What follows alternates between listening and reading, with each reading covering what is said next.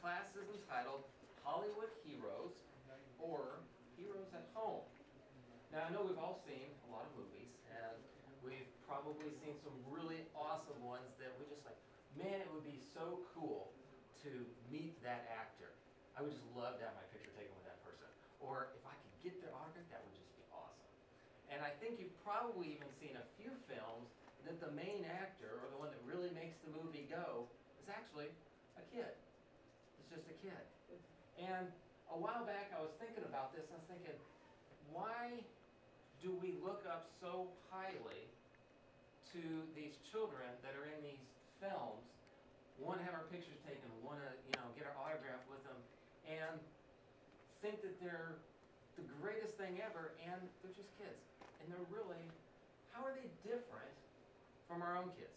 From the kids that are in our Awana programs and in our churches, and can these characters that play these roles, these kids, can our kids step up and do just as significant and huge roles as these guys can? So this is what we're going to be talking about today. We're going to be talking about these Hollywood heroes, and can we also have those heroes at home?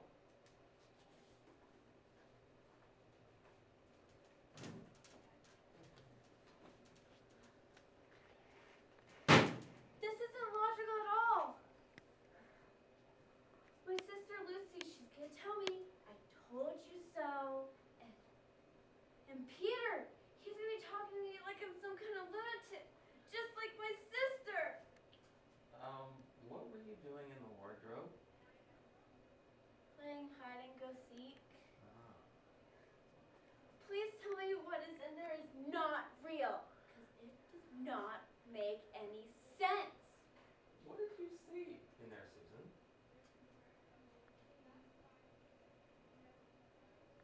I think I've gone mad if I say I doubt it. I highly think that whatever is in that wardrobe would bring anyone to such a conclusion, an accusation. it. You don't know what's in there? Oh, stop being so silly, Susan. See, I knew it. Everyone was gonna say, oh, Susan, that's just nonsense.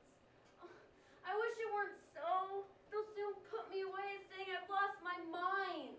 Oh, stop being ridiculous. I guess we're just going to have to see what is in this wardrobe. It's making you think you've lost your mind. See, now look. There's nothing but coats in there. But it was all in there. Oh, sure it was, yeah. Well, that's what my sister first said. Of course, we didn't believe her, but now I know the truth. There's talking beavers and an evil white witch that tried killing us, and there's a great lion in there. Okay, Susan. You don't believe me, do you? Well, why don't we put it to the audience? I think we can determine what we think of this story by using a line of reasoning by a great author. You know, there's only one of three possibilities, really, that we can use in determining this situation. First, we could say that Susan here, that she could be just lying to us. She could be not telling the truth. Two, she could be on the level of a lunatic, a madman just making up nonsense. That's what Peter would say about me, I'm sure. Or three, she could be telling us the truth. Now let's see what we already know about Susan, and maybe we can come up with a conclusion here. I think first, I think we could determine that she's probably not mentally insane. Thank you for that observation. And I think compared to your track record, of overall honesty and the fact that you're very logical, I think it would be hard for us to determine that she'd be lying. I'm just like my sister Lucy in that regard. Thank you very much. So, given that she's not a liar and she probably isn't a lunatic, well, that only really leaves us one option. That leaves us, she's got to be telling us the truth. And no matter how illogical it might be, until other circumstances and other situations prove otherwise, I guess we must assume that she's telling us the truth. So you do believe me? I do, Susan. when we're talking about Jesus Christ. Really? Yeah, you can. In the words of the great author C.S. Lewis, he has stated it this way, and I want to read this. He says, "I'm trying here to prevent anyone saying the really foolish thing that people often say about him. I'm ready to accept Jesus as a great moral teacher, but I don't accept his claim to be God. That is the one thing we must not say. A man who is merely a man and said the sort of things Jesus said would not be a great moral teacher. He would either be on the level of a lunatic, like the level of a man who says he's a poached egg, or else he would be the devil of hell. You must make your choice. Either this man was and is the Son of God, or else a madman or something worse. You can shut him up for a fool, you can spit at him and kill him as a demon, or you can fall at his feet and call him Lord and God. But let's not come with any of that patronizing nonsense about him being a great human teacher. He's not left that open to us. He did not intend to. Now it seems to me obvious that he was neither a lunatic nor a fiend. And consequently, however strange or terrifying or unlikely it may seem, I have to accept the view that he was and is God." Well, that does sound logical, and you know I like stuff that makes sense. Indeed you do. You know, we could carry on like this for quite some time, but we wanted to give you just a little bit of a piece of some of the role play and some of what we do. We're actually part of a bigger ministry now as well called Living Like Lucy, and when you're in the eating area this afternoon, you'll be able to see a little bit more about our ministry. We actually travel, present things on Narnia, and basically the premise is that we use movie props that have been on the film set, and we allow kids to interact, and we share spiritual truth with them and teach them principles that the different characters learn, and the main one being Lucy. Lucy couldn't come with us today for some reason. She's lost in the wardrobe, but Susan was able to come with us. And but we use Lucy primarily because there's a lot of principles within her life that we really would like our own children to model.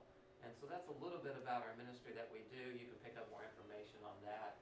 And but we also wanted to share with you and give you a little piece of what a young person can do. And Susan here has actually been performing with me for about 6 years and has done a lot of different things. This is the first time she's tried doing a conference.